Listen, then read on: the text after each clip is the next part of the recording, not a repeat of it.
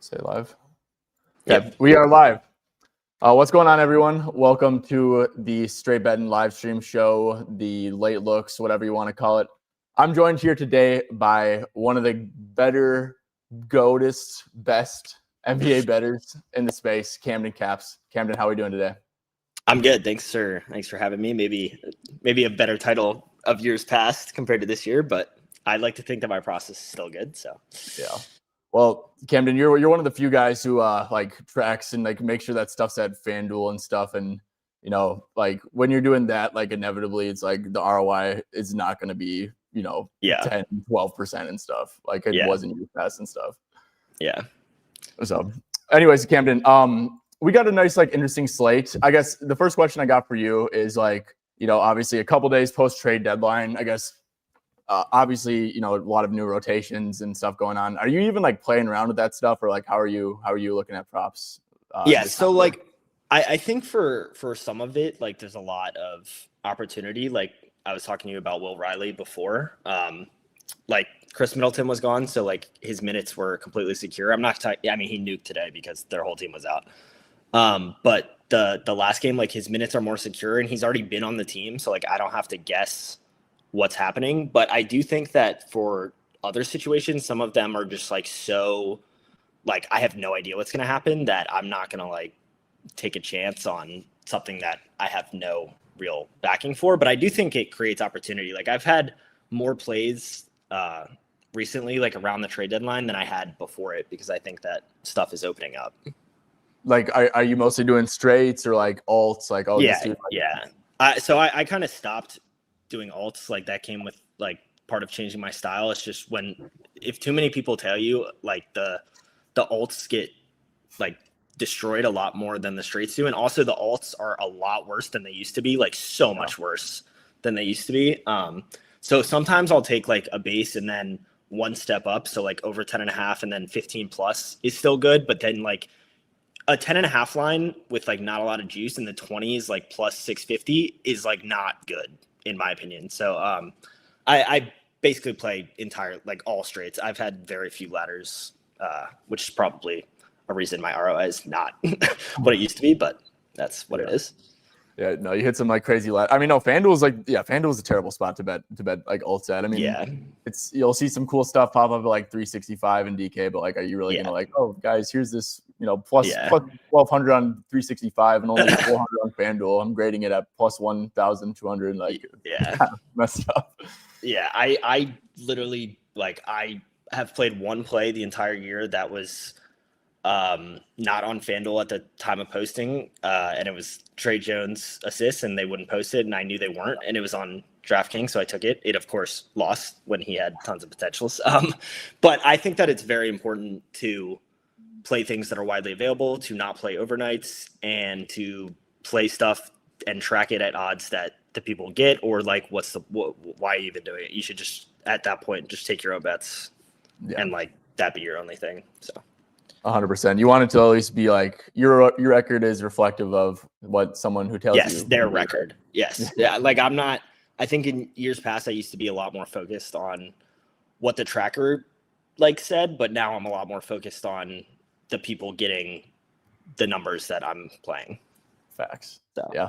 It's the balance, right? A lot of people want the tracker to look good because then it's market, right? Yeah. But it's also not real. there's the business side, and then there's the I think that I'm not good at the business side and I'm good at the betting side, so I'm just gonna focus on that and try and help people in that way. So exactly. Okay, cool, Camden. Well, let's see. A couple games already happened today. Dallas and Spurs is, we've talked about this before. We don't really have anything. Fox is in, right? And they just played last game. So yeah, I hate when that's the case, honestly. Yeah. So, okay, Camden, let's start off with Utah and Orlando, because I think that this is a pretty damn interesting one. We don't know what the minutes are going to look like. There's definitely a range of outcomes where these guys all play 18 minutes. There's also a range of outcomes where, we just got Jaren Jackson. Let's see how this week are trying to win. Are you kind of just staying away from Jazz stuff, or do you have any strong takes on that? Yeah, I don't I think this is like Jaren's in the mix now, and it's confusing. I think certain things are low. Like I think if Nurkic is gonna play like full minutes and his points line is 9.5, like I think it's like kind of low. I mean, the matchup's not good, but obviously, I mean, just look. And Keontae's capped at 24. So like I don't know. It's just a lot of guesswork. You were talking about Paolo under, and I actually do think if I was going to take any bet from this game, it would probably be Paolo under 24.5. Just like Jaren's in the mix. The Jazz are so bad defensively that they don't really have strengths, but they are like the biggest catch and shoot funnel in the entire league. So like a guy like Paolo, I mean, just let him shoot jump shots, pack the paint like Nurkic and Jaren, and I think it's a good spot. And his usage is like, I mean, everyone's healthy besides Franz, so like his usage is it. I mean, the last few games it hasn't been good at all. So tough matchups, but still. Yeah, and it's like if you go to like a head-to-head this year, I mean, didn't even clear this line in 42 minutes in overtime. I think he had like one of his worst games of the year against them last year too. A 9-point game. Like they are pretty aggressive, you know, on top guys. And that's just kind of what they're skiing. That's why they give up so much catch and shoot. Is there any Magic players that like catch your eye? You know, maybe like some like 3-point value, some points value. If we kind of lean under on Paulo. I think usually I take like I hate taking threes, which is I mean it's kind of a mental block just because of the like there's so much variance associated with it, but also like I think threes odds have gotten a lot worse, and I do think that pretty much every Magic player is priced like they're playing the Jazz. Yeah. So I don't really have any specific thoughts on any Magic players. Yeah, when Anthony Black has a 2.5 3-point line, like it's pretty like baked in. Yeah, no, that's like too high. No, I agree completely. I will say one thing you said about the threes. I've like seen myself gravitate a ton towards like these 1.5 threes lines at plus money. Like if I have an itch that someone's gonna get left wide open, or if it's like a center gets swing in, or someone. You're good about the like the team like Ime and Missoula, like they just leave non-shooters wide open. Like yeah. I just like I feel like I'm always guessing on who they're gonna leave open, which is like my problem. But I feel like you've always been on top of that. One Magic player, and like I would not play this because I got burnt by this exact thing. But like if Mo Wagner is gonna play, like he plays like 9 to 12 minutes, but when he's out there, his usage is just like through the freaking roof. Like his line's 7.5, and they're playing the Jazz, who are obviously terrible. He plays like 13 minutes, and his usage is like 25% or something without Franz. So like I do think that's kind of good. I just think that with props like that, where there's so much, like when I took him, he literally did it. He played 5 minutes because Wendell got into foul trouble, and then he didn't play in the second half. But like if he's going to get his normal 12 minutes, which I mean, he should, but who knows? I do kind of like over 7.5. I mean, the matchup's fantastic, obviously. Yeah, no, 100%. And you should line up a lot with like the Kevin Love minutes and stuff too. Yeah. No, that's a good look. Yeah. Like what happened there? Like why did he just stop playing in the middle of the like he played like 4 minutes. I don't really understand why, but I'm a Mo Wagner guy. I think he's pretty good. Me too. Honestly. I mean, he could score. Can't really defend, but shoot, Magic team needs some damn scoring. Do you have any like if you get okay, never mind. I can't get there. Yeah, they're nasty. They're nasty. I was gonna say if like Nurkic is for sure starting, they're not pulling a Filipowski or something, but like they're probably not doing that. I honestly I love betting against the Jazz, but I hate betting on the Magic. So I agreed. I think I've bet like against a team, like a player against a team against Utah more than anyone else. Like I think they're the most predictable team in the league, and also like you get the benefit of the fact that they play so fast that like they can't even set the lines high enough for some of these people. Like no, there's a like a point in time, I think it was like I think they calmed down a little bit, but if you like 2 games ago or something, if you do like last 10 points allowed, it was like Jazz 130, next team was like 118 or something. Yeah, so no, I agree completely. Charlotte Atlanta should be a little bit of an interesting game. I think I played one prop and I wonder where it got. Okay, I got pretty good CLV. I played an Onyeka under. I just kind of think that Jock's actually kind of here to stay. Maybe. Yep.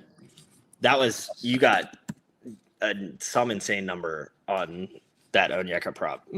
Yeah, 26.5, I believe. And then yeah, I think 23.5 is what the line should be, and I mean that's what it is now. But yeah. Camden, I want your thoughts on this. So this is like one of those sneaky ones where you can kind of go back and like look at like NBA.com. But Charles Lee, he's up there. He's from the Missoula coaching tree. He will put a center on Dyson, and he has the first 2 games. 10.5 points with the center on him feels pretty interesting. Do you have any thoughts there? I like it. I mean, I hate betting on Dyson. I see. So the problem with that is like if they don't put a center on him, I think it's like bad. Yeah, like I think it's like genuinely bad.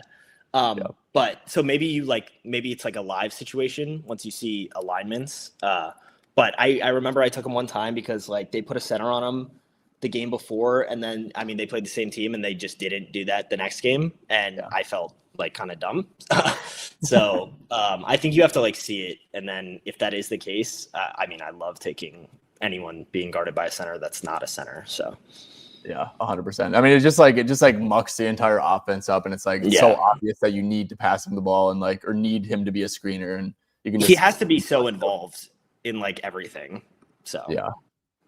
No, Camden, you're completely right. Like 100%. And I feel like I always say this. It's tough when you're like giving shit out, especially because the way my group works is like, dude, I have so many damn Australians and shit, and these dudes have to like call in to live bet. So it's like, Jesus. So it's like they're always like kind of like shitty about that, and it's like totally fair. I'd be shitty too. I mean, that sucks. I don't give out live bets. It's impossible for like. I think it's so hard to give out like to a group, but 100%. But like then I'm like, well, I want the credit for it, so I'll send it out. But Dyson's like the one I had written down like earlier. I was kind of hoping for a 9.5. Is Buddy Hield playing? Do you know? I do not know. I have to sift through a gazillion notifications of who's playing and who's not, but I don't think I was paying nearly enough attention to if Buddy Hield was playing. Let's see, it doesn't say anything on here. See this damn injury report. I don't think it's been announced. Hield Buddy available. It says on NBA and it's gonna be Vincent. So that's another thing, because I know Dyson had like a really shitty minute game like the other day, like against the Heat, and usually he's like pretty locked into 35. Yep. I don't know. I guess that's like another thing. Do you have any like do you think Buddy Hield and Gabe Vincent are even in the rotation, or like what are your thoughts? See, that's like I have no idea. Like Luke Kennard, we're obviously not there for the Lakers game. I didn't take him, but I do like him. Like I'm 100% sure he's in the rotation. But like Buddy Hield in that, like I have no idea. The only thing from this game that I looked at all, but I wish it was 17.5 is Khan. I just think that 18.5. The problem is like everyone's healthy. I mean, that seems like mostly efficient, but maybe a point low. But nothing convincing enough for me to do it. If it was 17.5, I might take it, but I don't know. Yeah, the 18.5 I think is efficient. I think 17.5. Was that what it was at earlier? I think it might have opened at that, but I just think shooters in pace games is so good, and Atlanta is playing really fast, and Charlotte doesn't play that fast. So when Charlotte plays slow actually, but like in pace up spots, I really like shooters. Yep, agreed. Yeah, no, Charlotte's weird. Like if you look at like the last 10 stuff, like they're literally the best defense in the league. Well, I know. Not in the but in points allowed and stuff like that, and rebounding. Yeah. They're a really good rebounding team too. So, cool. I say let's move on. Oh, actually, you go ahead. Yeah, just for like example, like look at Khan and then filter like top 10 pace, and just like when he gets normal minutes, and he like usually, it looks like really good. Obviously, it looks worse when you do everyone in, but like still not bad. And a couple of the 18s, like he shot like 29% from the floor. So holy crap. Yeah, I guess I feel like I probably don't use this filter enough, right? Like it makes complete sense why someone would be good in like a track meet type game environment. Yeah. Also, it's like a huge, like people say they look at totals, like game totals. The game total is they're just projecting the pace between the two teams. So Like if the total is 237.5 between Miami and Chicago, it's because the teams play so fast. It has nothing to do with like defensive rating or anything like that. It's literally purely pace. So like that's basically that filter is the game total, and that's like they're using the game total to set the lines, and like they can do it wrong, obviously. So like yeah. No, that's actually super. I need to start using that more for sure. Yeah, I think pace is a very good indicator. Pace is king. Yeah. Nuggets Bulls, another shit show. I mean, holy crap, dude! Like, I can't even try to bet on Chicago. I have no clue what to do. There was a couple Nuggets like Jokic had. The problem with Jokic is I never know if he's going to try to score. His line moved. It was 26.5 with like no juice. Now it's 27.5. They're off like Jokic off multiple losses is usually extremely aggressive, and they literally don't have a center. Jalen Smith is questionable. Jokic has been back and he's shooting a lot. He's just missing literally everything. But he's Jokic. I think in any normal circumstance, like there's no way that this line would not be 29.5 against Chicago. You're getting like a discount when he's not even on a minutes limit. I honestly don't know why I didn't bet it. I think it's because I have like a bias against his like desire to score. But when they've lost multiple games, also I was confused. Like the spread was 5.5. I mean, it's because Jokic is questionable, but 5.5 against the Bulls with like nobody, I was like, that is confusing to me. I feel like the game could easily be a blowout. But I do wish that I took that. It's 27.5 now, his points. I saw a lot of people taking like assists, and like that's totally viable because the pace and everything like that. But they're getting they're just bad at like everything defensively. But I do think off multiple losses, he will be aggressive. That's pretty much what he's always done. I just worried. I don't know. I was worried about the spread. I was worried about. I don't even know what I was worried about. But I wish I took that. Well, how many minutes do you have Jokic playing? Because like probably like 34. 34. Okay. Because I was looking at his RA2 a ton because I just kind of think like I totally agree like Jokic off a loss like being aggressive. But like I feel like he just like I mean they have to double, right? Like I mean I would think so, but no, that's not really what they do though. Like they could do that, but I don't think that it's unless it's a team that is like notorious, like the Nets blitzing pick and rolls. Unless it's like notorious, I'm just not going to assume that a team is going to like change their defensive philosophy based on the fact that they're like super undersized. Like I watched the Memphis Kings game, like Memphis doesn't have a center. They don't care. They're still playing the same way. So it's like, yeah. It's also like I think it's all good. Yeah, go out there and compete. That's like what. Yeah. Yeah. But I mean, Cam. I mean, if you think like he's gonna play like 34 minutes, and I tend to agree. Like 51.2 PRA per 34. I mean, I'm sure the hit rate's pretty damn good with like 30 plus minutes for Jokic, 64, and this is clearly like a good PRA per minute spot. Right? Pace up spot, bad defense. Like they're bad at literally everything defensively. It just feels like they're giving a discount for no reason. Like he doesn't have, and also the usage guys some of the usage guys are out. Like Peyton Watson is out. Aaron Gordon is out. They've lost multiple games. I just was like, oh, this could easily be a blowout. Which I should never predict, but it's like a mental bias thing. But it was like 5.5, and I was like, and then I didn't decide, and then it moved, and now I still think it's low, but yeah. Yeah, no, I think Jokic stuff is pretty good too. Because like, yeah, I mean, like if you look back at the CLV or like what stuff was closing at, like Miami closes 55.5, right? Yeah. Like, 52.5 against like the slow ass Magic. Yeah, I mean they're definitely given like a discount for some reason. So I agree, man. It's in Chicago too, which should help with the blowout. Could help. Yep. So yeah. Is there any other thoughts you have on this game? I mean, Yabusele had like a really good role, but I know they have Nick Richards now. So like, God. Yeah. I have nothing else. Yeah. I think that Jokic I think Jokic is good. I can't take it now that I got bad CLV for just like not taking it, but I think that's very good. Yeah. Okay, let's see. Is there anything I had written down I don't think there was anything I had written down for this game. Lakers and Warriors. I actually had one that I really, really liked, and this is so gross because this dude is just like the worst watch ever. But honestly, like Pod's 7.5 RA feels mad low because if you go to like Warriors, see where the Warriors, you take Curry off, you take Butler off, and then you take Kuminga off too, who's like, a high usage guy.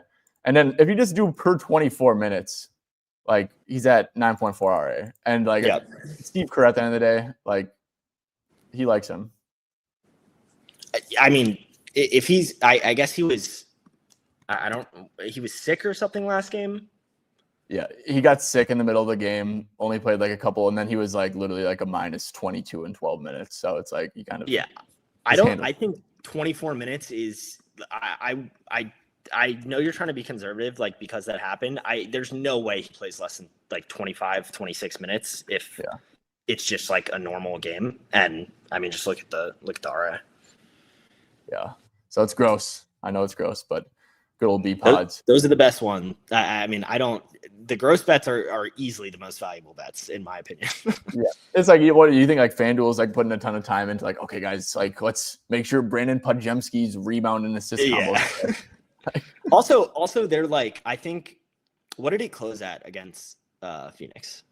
8.5 minus 130, and that was with him announced coming off the bench already. So like, it dropped a point because he got sick. They're assuming that his minutes are down because of that or something. But it was kind of just a fluke event. Like the line should be 8.5 minus 130. Yeah, and it's not. It's 7.5. Like that's a good bet. Yeah. Okay. I'm probably gonna add that in right now. Honestly, you should. Yeah, I agree. I think it's a little greaser, but okay, so I bet Austin Reeves over 23.5. I haven't played a lot. Most of my stuff is in the Portland game, which we'll get to. It's minus 122 now. I got minus 106, but I still think it's good. So obviously he nuked last game in 25 minutes. I think there's a pretty easy chance that he gets 28 to 30 and he starts with Luke out. But you can just look. I use your site to just look at like what he is with LeBron, with Luka off, LeBron on, and then they're gonna stagger some. So like Luka off and LeBron off, and his usage is like. So my write-up was like 28 to 30 minutes. He played 14 second half minutes last game, and he didn't even start for Luka being injured. 33% usage rate with Luka off, LeBron on. 39% with LeBron off and Luka off. He averages 26.1 points per 28 minutes with LeBron on, Luka off. So 23.5 felt low. And I also think that there's like a pretty there's like a phenomenon that like if a player is on a minutes limit, their usage is going to spike. Like Ty Jerome is the example right now. Like he knows he's not gonna play more than 20 minutes. So when he's out there, he's like so focused on like his usage being high. Whereas like, Tyrese Maxey plays 39 minutes a game. He can go and get his like whenever he wants. So I think that there's a chance his usage is even higher. I mean, he had a 40% usage rate last game in 25 minutes, and it's probably because he's on a minutes limit. So I think there's a lot of upside there. I think that's a sharp point. Yeah, no, that's facts, bro. People like, dude, if you're playing 40 minutes a game or whatever, like you're absolutely gonna like coast like for you're gonna coast. Yeah.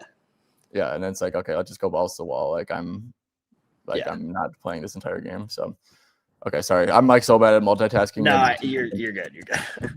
I'm the same way. If I'm trying to, I'm always stressed that whenever I'm sending a play, I'm always stressed it's just gonna like move like as I'm sending it, and then I'm gonna get like bad reactions. I'm gonna be like, shit, I gotta figure out what to do.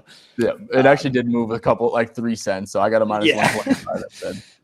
But whatever, 3 cents ain't the end of the world. I like that. I actually really like that Reeves look too. Yeah, like I think you said like the on-off stuff. Yeah, I mean, dude, like I remember there was one game too without Luka and LeBron. This game it was like ridiculous minute restriction. Like Suns are really good, but the Raptors, right? I mean, yeah, he was like so clearly the alpha. It's kind of a joke, honestly. Like I totally get like, Reeves isn't gonna play 36, but like it's kind of a joke that LeBron and Reeves are one the same in my opinion. Yeah, I actually almost took. I think the LeBron line is mostly efficient, but I do think that there is a decent narrative with it being an ABC game against the Warriors. I would have liked it more if Steph was playing because they get up to play each other. But I also think he has a similar thing with Draymond, and I think he could like really like go balls to the wall here on national TV. So I almost took LeBron, but I just was like, well, the Warriors are more of like a pull-up funnel that fits Reeves a little more. I have the like usage angle with the, but I think both of them, like I think both of them should be 24 and a half, and they're both 23 and a half. LeBron, even money too, is even better. So I like both of those on the Lakers. They're so predictable. Like they're not like Ayton's usage might go down without Luka. Like they're still like he's not going to get sets run for him. Like they're a pick and roll heavy team. So. Nope. I like that a ton. Yeah, no, the narrative true. Like, I mean, dude, every single ABC Steph LeBron game for like the past like 5 years has really been like a nail biter. Bron and Steph like going back. Yeah, look at LeBron's like just game log against the Warriors. also, like my Christmas, like my plus 8,000, my entire reasoning for taking LeBron and Curry was because they were playing each other on Christmas and like they both went off. But I mean, it's just a game that he's going to get up for. His like the numbers and everything don't look amazing with Reeves on and Luka off. Yeah. But I just think that he's going to get up for the game. Yeah, and he'll also. I think it's kind of. I might actually add like another section too, where you can like do multiple projections, where you can like project how many minutes you want, because obviously like Reeves is going to play all the non-LeBron minutes, right? So yeah, and I think that you kind of have to guess the like staggering thing. I mean, I don't know if you can add that. I mean, you probably can, but you could do like so like if I have Reeves for 30 minutes and then like I go and deep dive his rotation and see how many non-LeBrons he's going to get, and then I do those and then I get the numbers that like it probably comes out to like 28 instead of 26 or 28 or whatever. Either way, it's good. But yeah. Yeah, because he's definitely he's above like a point per minute with both them off. Yeah. Okay, cool. Like those looks for sure. DeAnthony Melton's a guy who's like he has ridiculous numbers with everyone off too. I might take him. I almost took him. I still might. But I think 15 and a half is too low. I mean, you can just look at his. He's not going to play more than 25 minutes, but just look at like per 24, and he's at like 18, I think. And it's a solid matchup for him. So let's go all stats. Yep, 19 points, 14.7 field goal attempts, which is usage like rate. He pretty much, if you look at his log, like without Curry, Butler, Kuminga, whatever, he would have cleared in every game. Like he against the Sixers, like he just shot terribly. So I don't put a lot of stock into that. Yeah, 0 for 5 from deep. Not gonna get there in 24 minutes with that. Yeah. Okay.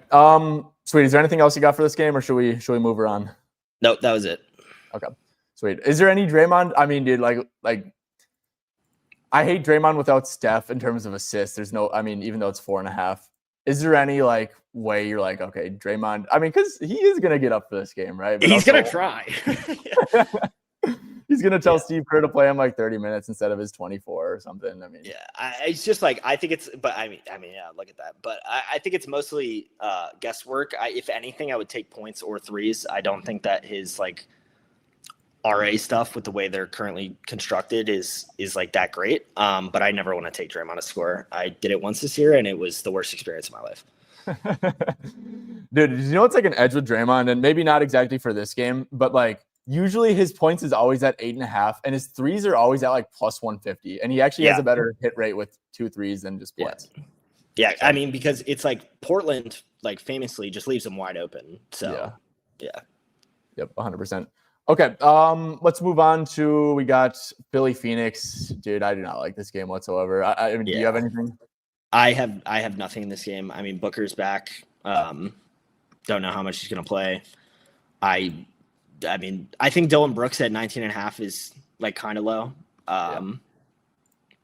but nothing that I feel great about. Yep, agreed. I hate like the Suns. Sometimes I'll just randomly play unders against the Suns because they're a good defense. So, like if it's like a bad hit rate against the Suns, like whatever. Yeah. But yeah, I don't really like. I have no clue what the Suns do like defensively. Yeah, just, like, look at their click like anyone on Philly. Let's see, Quentin Grimes. So like they're just good at everything. Yeah, they're just good at everything. I do know that they don't blitz, but they pressure guards like really high up the court. So once you get past half court, like there's a lot of pressure on them. So I do think that it's better for assists, worse for scoring type of thing. But they're just a good defense. I mean, look at all the filters on the right. Like they're just good at everything, and they play slow. So, yep, 100%. And yeah, one thing I know, like Mark, like sometimes plays drop, sometimes he doesn't. I think it's just like matchup. Also, someone who can like move and like they'll blitz crazy with him sometimes, but he's like the bench center, so it's like who cares. Cleveland, Sacramento. This game is a shit show. Looks like there's Malik Monk's out, I guess. Harden's playing. I mean, do you have any thoughts here? I kind of like Harden's unders personally. I feel like Harden's been playing with such like bums, bro. He's been playing with like Chris Dunn, Derek Joneses, like who just like are zero usage guys, like Nico Batum. All these guys have been playing like big minutes, and I feel like on a team like Cleveland that has not saying they have like a ton of scoring around him, but I feel like just he's a little bit high. Like if you go to his games with Kawhi this year, I can guarantee you like he goes under 20. Yeah, he's also shooting like horribly, which maybe it regresses. Maybe that's just kind of who he is at this point. I like it. So like my thoughts about Harden like going to Cleveland is what he's going to want to do is pass. So like I think that his points over assists, if I was going to guess at all, like that's what I would be do. But this is like such like classic. I remember when he got to the Nets, like he got to the Nets and he just turned into like Rajon Rondo for like 3 games. Because like when he gets to a new team, he wants to fit in and like get everyone involved. So if I had any lean, it would be that, but I don't really. I mean, the only thing I kind of like from this game is Malik Monk's under. He's just like not. The problem is like Sabonis, Levine, Keegan Murray, and DeAndre Hunter are all out, but he's lined at 16.5, and he just like isn't going to get more than like 25 minutes. Well, he's out. He's out, Camden. Oh, Monk's out? Yeah, he just got ruled out. Oh, that's unfortunate. Yeah. But yeah, that's 2 minutes ago. Illness. No, but Camden, look at this, like real quick. If we go back, dude, like so this is with Kawhi and PG on the Clippers, bro. He was only like 16.1 points per game. What was that? Yeah, the last year that they were all together. Yeah. And let's see if you're like the assists too, 8.3 assists, right? So like 16 to 8 assist ratio. He's at like what, like 23 to like 7.5 points to assist ratio right now. Like I think like taking a stab honestly at like over assists under points. Yeah, you could do that. You can just SGP it. Yeah. Yeah, it's like it's perfectly correlated. We could be wrong, right? But if we're right, then you're getting paid. Like I feel pretty strongly he's like not gonna chuck. Me too. On Cleveland. Yeah. No, me too. Clear. I just like don't think. And also, he's just been bad. Like even if he does chuck, he just like can't make a shot right now. So I like.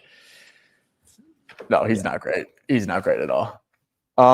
So I guess like Donovan Mitchell, 28.5. I mean, that's definitely like.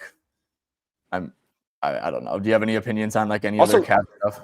What is the spread in this game? Because everyone on Sacramento is out. It's 14.5. Yeah. So that's like I just don't really know what to do in that situation. So most of the time I try to just ignore the spread because I think it's so unpredictable. But when it gets to like 14 or something, like that's where it's like I can't really pretend that people are going to get full minutes in this game. So that's when I start factoring it in. But that's like DeRozan is at 18.5 because the spread is 14.5. If the game is close, he's probably going to go over that. But he also could just play 20 minutes. So you're kind of just guessing. No, it's a crap. But I think there's like some merit to like, if you think if someone's in the rotation and they're not like their minutes are secure, but they have upside with blowout, then I think that's like worth considering. I don't know what to do with the Kings because the whole team is out, but like someone like Maxime right now, like he's going to be in their rotation no matter what. But if the game blows out, he's going to get extended minutes. So like that's what I did with Will Riley, like the example I keep bringing up. But like if they're in the rotation and the blowout can only help them, then that's something that like I would consider doing. Like Neek? Do you think Neek's like Neek's playing really good minutes too? I think Neek plays blowout. At least most of it. So yeah. Okay. Yeah. No, Neek. I'm definitely going to look Neek's way for something because the minutes have been good regardless. Should get blowout for sure. So, yeah, so guys like that, man. Is there anyone like who's all out? It's Levine, Sabonis, Hunter, but they're playing Keegan Murray and Monk. And Monk, yeah. Jeez, okay. Their whole team is out. Is there anyone who like pops like the on-off? It's probably going to be DeMar. DeMar's going to like look really good. But He's definitely going to look good. That's also, once you get to that many people, it's like, holy.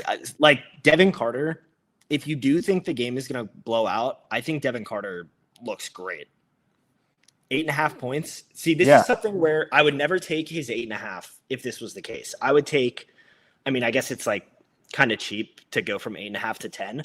But let's say that his line was like 6.5 or 7.5. I would never, ever risk a unit on like his straight. I would just take 10 and 15 or 10 and 12 or something like that, because you're not like the variance is so wide in his minutes that you need to bet to match the variance. Like you're betting one unit on 7.5 is, in my opinion, like a huge mistake. Like you need to, either he's going to crush and play a lot or he's not.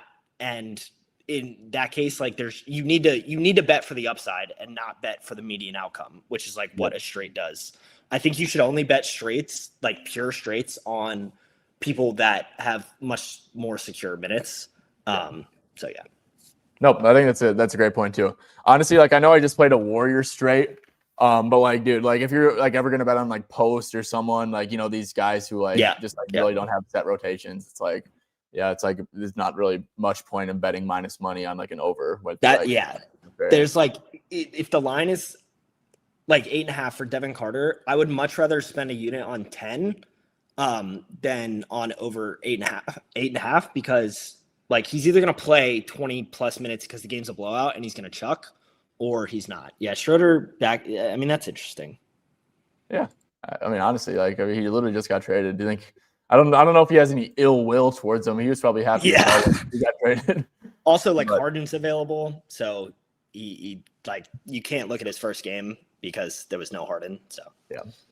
True. Devin Carter, like that, the 8.5 for Devin Carter. I mean, it's not a good median play, but if you like wanted to take a stab on alts, or if you wanted to bet live, for example, like you could do that. But yeah. And one other thing too, Camden. Harden, for just going back to his under points, like Ty Lue had him on like a 36 to 38 minute rotation too. Like Kenny Atkinson doesn't really do that. Like especially no, he does not. He's decently healthy and there's depth. So I totally agree on the Harden front. His minutes are going to come down. His usage is going to come way down, and he's already liable to not be efficient. Like he's just not efficient. I don't think that you can meaningfully regress him to like normal shooting splits, because he's just like, this is kind of just who he is now. But yeah. Unless he just gets to the line a ton. All right, Camden, the grand finale. I have 3 bets in this. I woke up and I bet on 3 Portland players immediately. So okay, let's hear them. Let's see if we're aligned on any of them. So I bet Denny over 21.5. It's 23.5 now. I bet Jeremy Grant over 16.5 minus 130, and I bet Drew Holiday. His line was 13.5, but I took 15. So like I just didn't. Shaedon Sharpe was clearly not going to play. He left with a calf injury in the first half last night and didn't come back. And you can just go to your site, take Shaedon Sharpe off, and look at all of them. The only one that doesn't look like absolute smash is Drew, and his shooting is kind of bad. But like just like Denny is also not seeing full minutes. So put Denny at like 32 minutes with just Shaedon Sharpe off, and like 25.6. His line was 21.5. You go to Jeremy Grant and put him at 30, which I think is his floor, probably 20.3. Yeah. So I thought this was like a serious mistake by them to price them like this. Also, Memphis is a great matchup. They're 27th in defensive rating over the last 10. So I took all of them. I did this with the Kings like a week ago. I'm just going to take all of them. I mean, if the game blows out, then that sucks. But if I think that basically I'm trying to go 2 for 3, but I think there's a chance for 3 for 3 because I think they were all wrong. Also, Denny is still questionable. So yeah, I don't think any of these are playable anymore. But I Drew at 14.5, I think you could still play that, but I think they've all moved too much. Dude, honestly, I love that approach you just took, because like, I mean, I'm kind of pissed at myself for not knowing that Shaedon Sharpe got hurt last game. And like having that little edge to calf injury, like on a back-to-back, no shot. Yeah, no shot. But no, that's super smart, bro. Because if you know you're gonna get CLV on every single play, like say what you want about CLV on props, I think CLV on props matters a lot. Like honestly, totally, 100%. But like, yeah, 100%, dude. Like, I think that like if you know you're gonna get CLV on all three because like you're like positive, and this is like an instance too where it's like you're not gonna be wrong, like with calf injury on a back. Not with the Blazers medical stuff too, especially. So no, that's super smart. I feel like I've had those situations where I'm like, oh, but like what if? But what if? It's like, no, like, this is gonna happen. So normally I'm pretty gun shy when it comes to trying to guess if someone's going to be out or not. But I mean, he hurt his calf. If you get hurt on the front end of a back-to-back and it's anything that's like not, he like, tweaked himself or something, you're almost definitely out the next game. I also thought they had Scoot lines up, which made no sense. He was not going to play. And Robert Williams. And Robert Williams wasn't going to play. So like, I was like, okay, these are all wrong, so I'm just going to take all of them. The one thing I've seen a ton of people take Donovan Clingan, and I get it. The Grizzlies literally don't have a center, but in my opinion, like I don't think there's any value on this if Denny plays, and I'm expecting him to play because he sat the front end. I don't like. I think this line will go down if Denny gets ruled in, and I understand the matchup is like a complete smash, and Sharp is out, which definitely matters, but not nearly as much as Denny playing. Like if you look at Clingan with Denny, Drew, Grant all playing, the thing is like Robert Williams is out, so that does help him. But I just think 26.5 PR is like pretty efficient. I'm gonna be honest. I played 25.5, so I got 1 point of CLV. Okay. That's fine. I just knew that so this is what I did. I looked at what he closed that last game. Obviously on a per minute basis, he did really good. It's a good matchup. I got it at 25.5. I'm like, okay, it's 25.5. Robert Williams is going to get ruled out. Like, I feel like there's no way. That was good process. Yeah. So I did that. But, I also, I'm not going to lie. Like, I knew I was going to get at least a point of CLV and I like the matchup, but like, I do agree with like we're getting to the point like 25. Like, dude, look at his I can't be cussing on you. Look at his rebound line, bro. I know, it's insane. It's like insane. Yeah. But also like Denny is questionable. So if he's not playing full minutes. So there is like caveats to it. It's just like I'm used to Donovan Clingan having like a 22.5 PR line or something like that. But the matchup is so good, and Sharp out definitely matters. So yeah. Yep.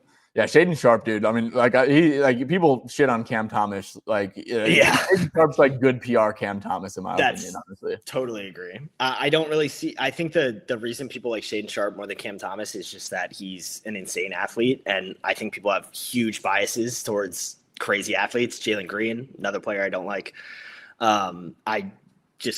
He's good PR with a lot of athleticism, Cam Thomas, but he has not developed. So. Camden, I guess one last thing we got to talk about too on this is we don't have a starting lineup out. Santi Aldama is going to be out. I know they started Omax last game at the 5.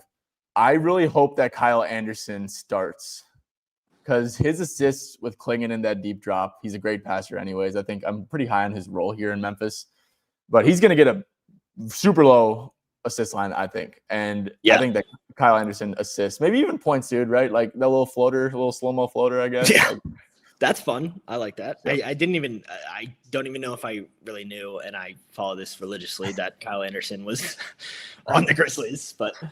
Oh, I know, because I'm a Wolves fan, and all of Wolves Twitter is like, please buy out Kyle Anderson. We need him back on a vet min. Like, no, we do not. But yeah, that's what they're saying. Okay, cool. Well, is there anything else in this game? I think we kind of covered the entire slate. Has any news came in? I guess Jalen Smith's out, Malik Monk's out, Harden's available. So who is starting it? Is Patrick Williams gonna try to guard Jokic now? Is that the plan? I think Yabu probably. Yabu or Nick. Or Yabu, yeah. I forgot. They got all. Did Yabu's line move? I have no idea. I'm assuming something moved with Jalen Smith out. That definitely matters. Yeah. I don't know how you do this on stream. Like I can't even think. Yeah, no, it's tough, dude. Like sometimes I'll just I need to turn it off and then actually lock in. Yeah. Yeah, but I mean, not gonna lie, if Yabu's staying at, I mean, he played 33 minutes last game and now no Smith, but Nick Richards in. I mean, I think he's probably around 30. I mean, I don't know. Probably. Is he okay on the Sixers? got a ton of guards who hopefully know how to pass the ball a little bit. Oh, geez. Yeah, I mean, with the Sixers, he was like 60% over this line, but yeah, this is just like it's just hard to know what his role is. Like, I kind of like. Well, Patrick Williams moved with that news, but I think his minutes are. He's not very good, but I think his minutes are pretty secure. His line is 9.5 now. If it was still 8.5, I would definitely like it. But he's just gonna have to play quite a bit, probably. So, yeah. Yeah, good old P. Will prop. That's another person I see Bulls Twitter coming from. Yeah, get him off my team. Terrible contract, unfortunately. Yeah. Okay, cool. Well, I think that's going to do it. Camden, I do appreciate you for coming on. If any of you guys on my channel are unfamiliar with Camden, make sure to follow him on X at Camden Caps. I do have it linked below so you guys can check him out. Is there anything you got before we head out? Nope, that's it. Just the only thing that I'll say is it's all about is that you can't like control the outcome. So just try and like get your money in good CLV, whatever it may be, widely available stuff. I think you're doing the right thing, and just hope that you get lucky. 100%. Process over everything, right? Yeah. Like, unfortunately, I wish that wasn't the case, but yeah. Yeah, the process is everything. It's like, yeah, I mean, and that goes for like people who are in slumps too, right? It's like, I mean, dude, if you're making good bets and you're getting good CLV and you're getting the matchups that you want, like as long as you can like really like look yourself in the mirror and be like, yeah, dude, this is just like bad results, and it's like, yeah, okay, don't change anything. You gotta be really self-aware. Like I've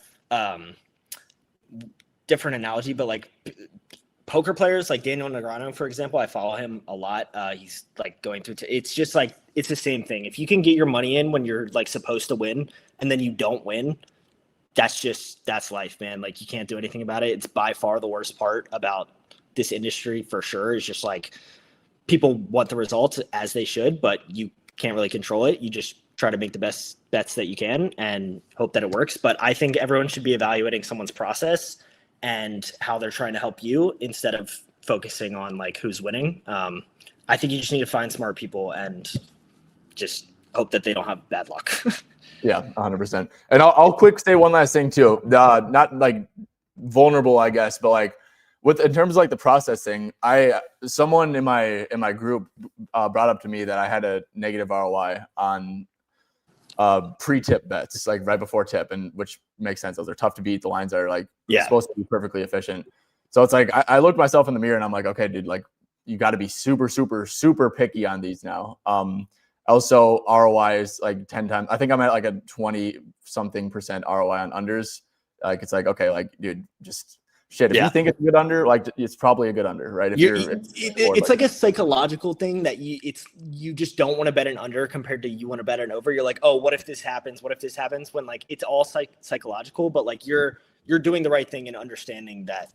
Like you have to be self-aware. Like you have to know what you're good at, what you're not good at, if you're doing the right thing, if you're not, and then just hope that variance plays out. I mean, you're crushing this season. So, and your process is good. So there you go.